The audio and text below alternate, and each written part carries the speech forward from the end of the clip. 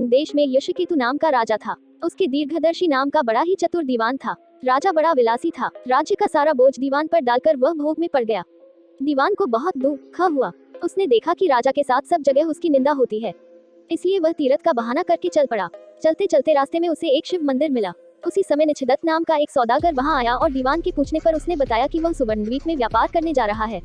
दीवान भी उसके साथ हो लिया। दोनों जहाज पर चढ़कर सुवर्णद्वीप पहुंचे और वहां व्यापार करके धन कमाकर लौटे। रास्ते में समुद्र में एक दीवान को एक कल्पवृक्ष दिखाई दिया। उसकी मोटी मोटी शाखाओं पर रत्नों से जुड़ा एक पलंग बिछा था। उस पर एक रूपवती कन्या बैठी वीणा बजा रही थी। थोड़ी देर बाद वह गायब हो गई। पेड़ भी नहीं रहा। दीवान बड़ा चकित हुआ। दीवान ने अपने नगर में लौटकर सारा हाल कह सुनाया। इस बीच इतने दिनों तक राज्य को चलाकर राजा सुधर गया था और उसने विलासिता छोड़ दी थी। दीवान की कहानी सुनकर राजा उस सुंदरी को पाने के लिए बेचैन हो उठा और राज्य का सारा काम दीवान पर सौंपकर तपस्वी का भेष बनाकर वहीं पहुंचा। पहुंचने पर उसे वही कल्पवृक्ष और वीणा बजाती कन्या दिखाई दी। उसने राजा से पूछा, तुम कौन हो? राजा ने अपना परिचय दे दिया। कन्या बोली, मैं राजा मृगांकसेन की कन्या हूँ। मृगांकवती मेरा नाम है। मेरे पिता मुझे छोड़कर न जाने कहाँ चले गए। राजा ने उसके साथ विवाह कर लिया। कन्या ने यह शर्त रखी कि वह हर महीने के शुक्ल पक्ष और कृष्ण पक्ष की चतुर्दशी और अष्टमी को कहीं जाया करेगी और राजा उसे रोकेगा नहीं। राजा ने यह शर्त मान ली। इसके बाद कृष्ण पक्ष की चतुर्दशी आई तो राजा से पूछकर मृगांकवती वहां से चली। राजा भी चुपचाप पीछे पीछे चल दिया। अचानक राजा ने देखा कि एक राक्षस निकला और उसने मृगांकवती को निगल लिया। राजा को बड़ा गुस्सा आया और उसने राक्षस का सिर काट डाला।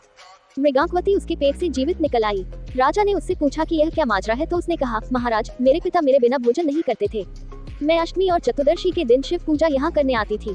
एक दिन पूजा में मुझे बहुत देर हो गई। पिता को भूखा रहना पड़ा। देर से जब मैं घर लौटी तो उन्होंने गुस्से में मुझे शाप दे दिया कि अष्टमी और चतुर्दशी के दिन जब मैं पूजन के लिए आया करूंगी तो एक राक्षस मुझे निगल जाया करेगा और मैं उसका पेट चीर कर निकला करूंगी। जब मैंने उनसे शाप छुड़ाने के लिए बहुत अनुनय की तो वह बोले, जब अन्य देश का राजा तेरा पति बनेगा और तुझे राक्षस से निली जाते देखेगा तो वह राक्षस को मार देगा, तब तेरे शाप का अंत होगा। इसके बाद राजा उसे लेकर नगर में आया। दीवान ने यह देखा तो उसका हृदय फट गया और वह मर गया। इतना कहकर बेताल ने पूछा, हे राजन, यह बताओ कि स्वामी की इतनी खुशी के समय दीवान का हृदय फट गया। राजा ने कहा, इसलिए कि उसने सोचा कि राजा फिर स्त्री के चक्कर में पड़ गया और राज्य की दुर्दशा होगी। राजा का इतना कहना था कि बेताल फिर पेड़ पर जा लटका।